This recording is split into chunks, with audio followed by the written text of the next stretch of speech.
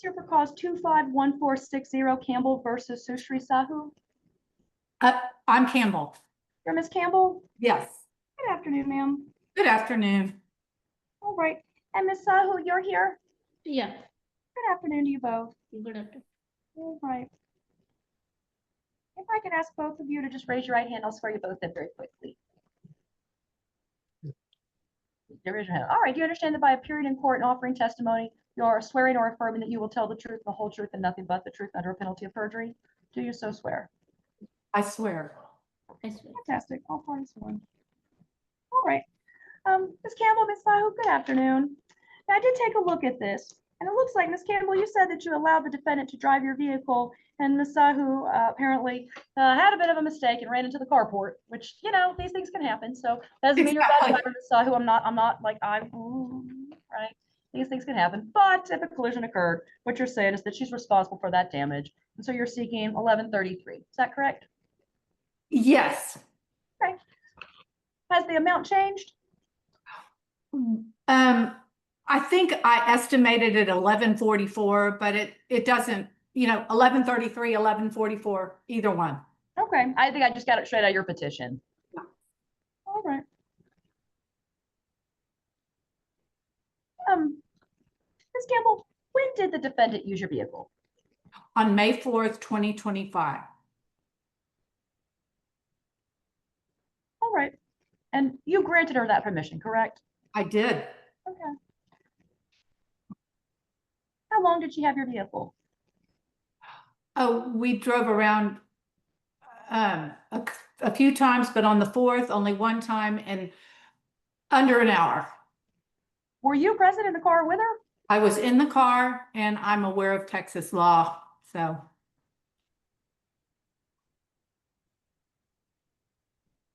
Was she getting her license? Was this like her practicing driving? Yes, she had her beginner's license. She showed me the beginner's license and I was in the passenger seat. And it was my vehicle. Okay. And then what happened? Then we just were coming home and she drove into the post and, you know, it just, I mean, I know probably in Texas law, I own the car. I allowed a beginner's license to drive it, and then they are my neighbors. But it is, you know, these little dents, which I shared the pictures and photos and I have them again today. They add up in money, you know? Okay, Miss Campbell. So y'all were driving back and were y'all actually going to park or like? We were coming home to park. And was it like the carport she was pulling in to hit the post? Yes. Okay. Yeah.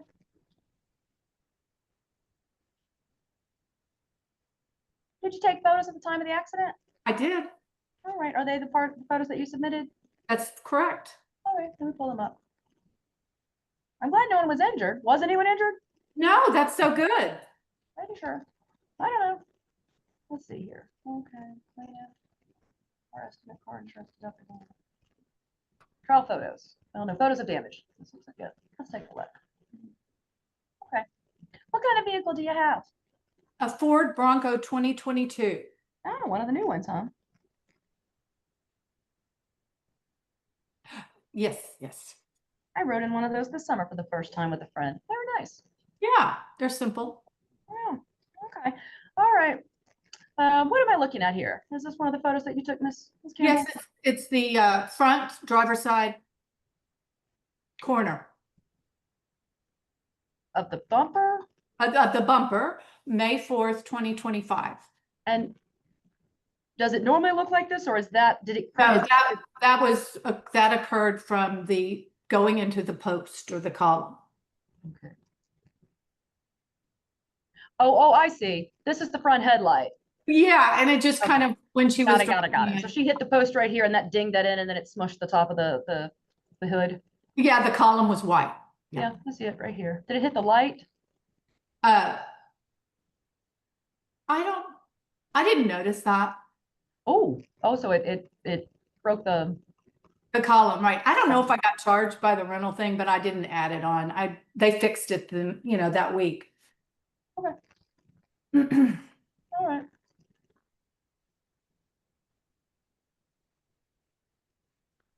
Ms. Sahu, any objection to these accurate photos of the vehicle and of the collision? Yes. Your Honor, under Texas Rule of Civil Procedure 500.4C, I respectfully request permission for my spouse to assist me in presenting my case. I have difficulty in articulating in court, and I am new to this country 6 months.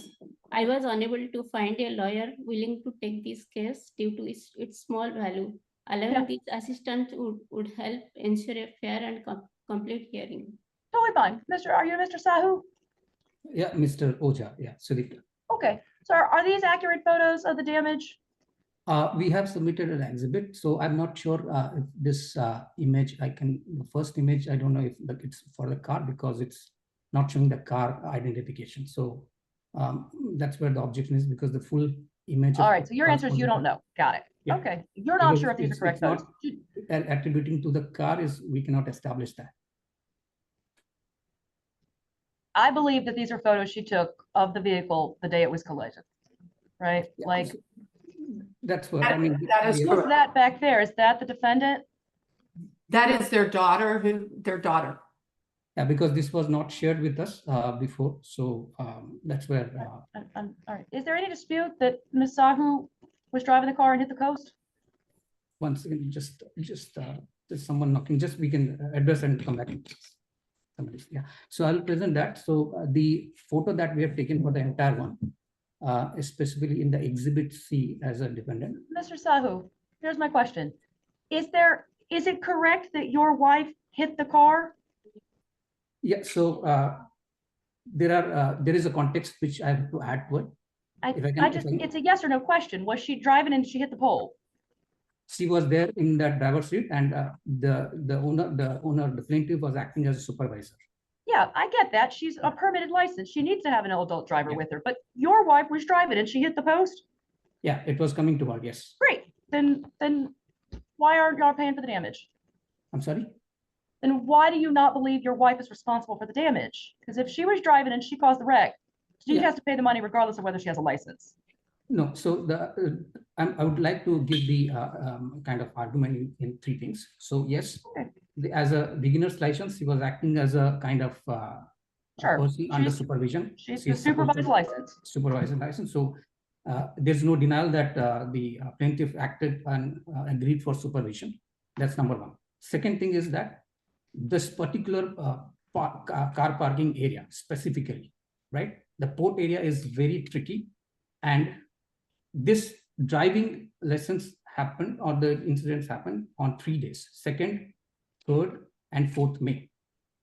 2nd, they both drove together. 3rd, they both drove together. 4th, both together. On 2nd and 3rd May, she was not allowed to do the parking.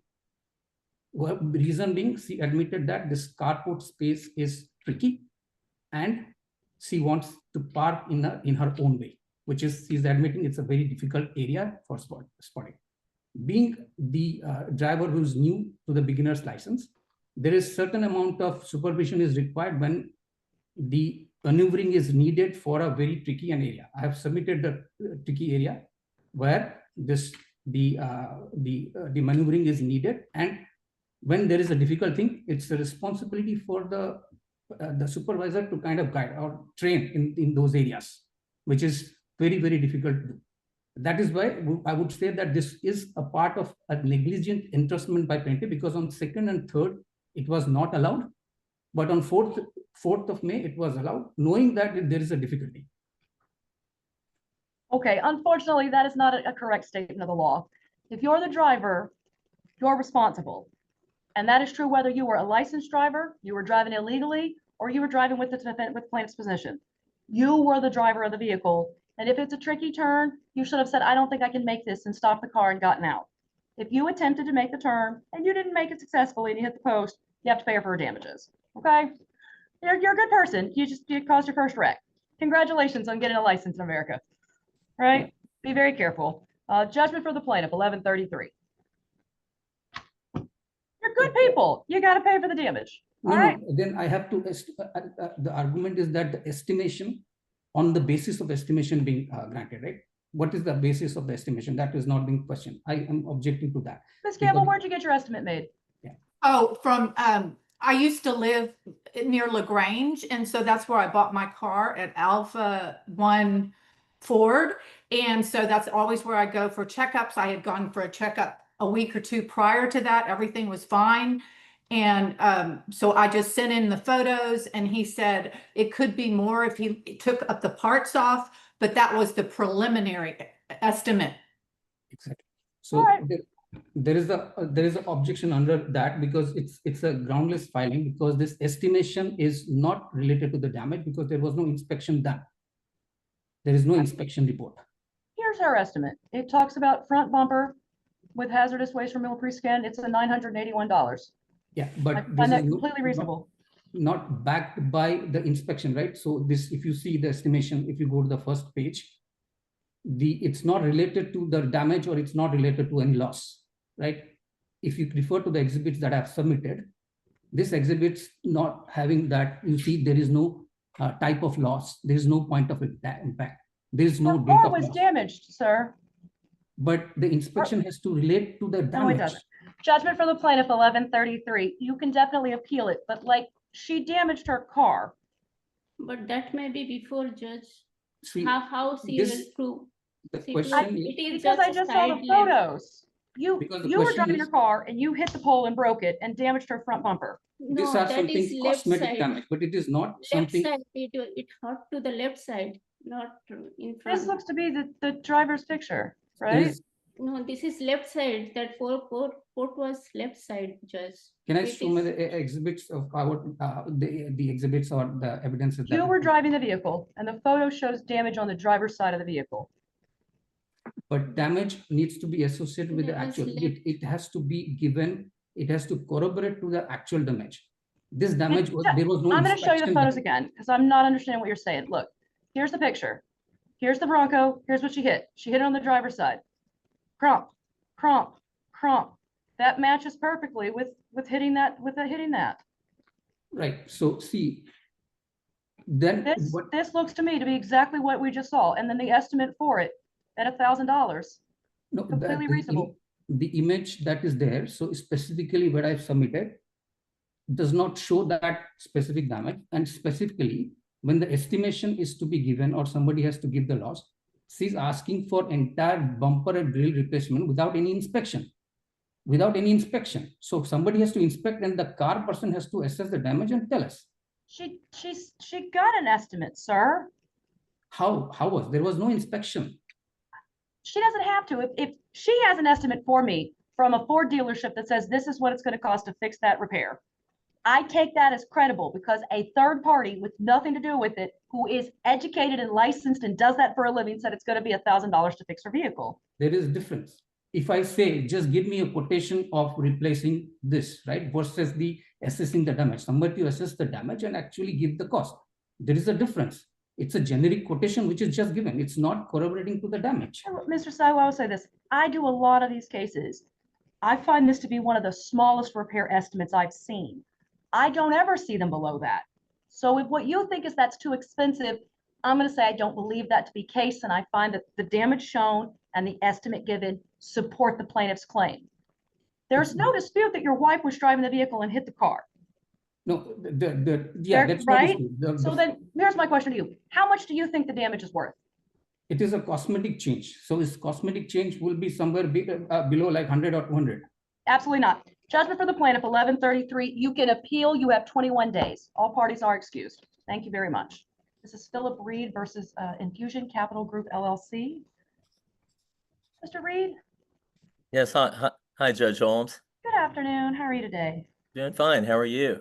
I'm fine. Do we have anyone as a representative on behalf of Infusion Capital Group? No, Mr. Reid, we have not had any response. We did receive back the return of service for the defendant. In fact, you made 2 attempts. The second one was successful. We got that back in December of 2024. Yes. And no response or appearance has been made by the defendant. And Mr. Reid, I read through your petition. You're seeking violations under the Telephonic Consumer Protection Act. Is that correct? Yes, and the Texas Business and Commerce Code. Okay. Mr. Reid, let me ask you to please raise your right hand and state your full name for me. Yes, Philip Reid. you understand that by appearing in court, you're swearing or affirming to tell the truth, the whole truth, and nothing but the truth under a penalty of perjury? Do you I so do. swear or affirm? Fantastic, thank you. All right, now, Mr. Reid, how many violations of the Telephonic Act do you allege were caused by the defendant? There were 2 violations. Do you recall the dates? Yes, I do have those. Those were sent to the court, and I can look those up for you right now. And I had screenshots that I had sent in. And the first I see that combined screenshots.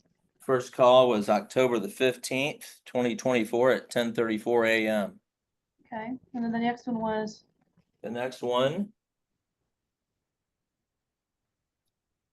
was October 17th, 2024, 12:11 p.m. all right. And how about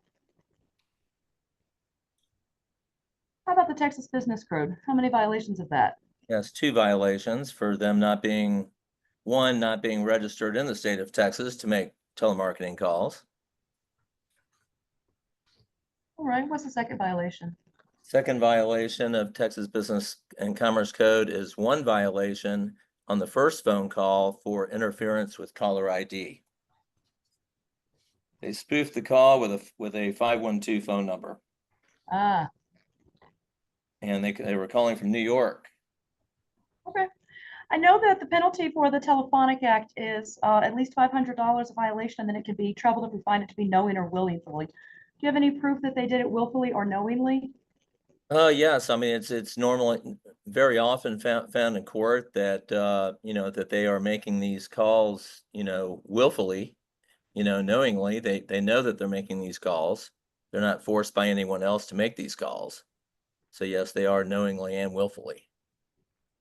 It's knowingly and willfully in violation of the act. Do you have any reason to believe that they know they're violating the law? Right. So I would assume that they know that there's a do not call list out there that they're not abiding by. Mr. Reid, in your research, did you discover that Infusion Capital Group is a registered limited liability corporation? Yes, I did. And are they registered in Texas? You said no, correct? That's correct. All right. Typically, a corporation does take into account if they're going to enter into business that they are responsible and charged with knowing the laws of the state. I find that if they are violating it, it must be somewhat with knowledge of the law. And if they are ignorant of it, then that would be a willful and intentional violation. I would take you on that one. How about for the Texas Business Code? What's the penalty for that one? Yeah, it is $5,000 for each violation. All right. That is section 302 under enforcement. Let's see. Section 302.302. All right. That's one that you had previously ruled on for another case. Okay. Court would award $13,000 plus your cost of court. That's $10,000, $5,000 each for the 2 Texas violations. I'm going to give you treble the 500 on the 2 telephonic violations, so that's 15 on each of those. Altogether, 13,000 plus your cost. Okay, sounds All good, right. Judge. And then, Mr. Reid, we will send out the copy of the default judgment to both parties, including defense. They do have 21 days to seek an appeal. If they don't do anything, you don't have to wait for the appeal to finish to start taking like post-judgment collection efforts, but certainly the judgment is final after that appeals period ends if no one takes any action. All right. Okay. Thank you very Excellent, much, then. Good afternoon, sir. Judge.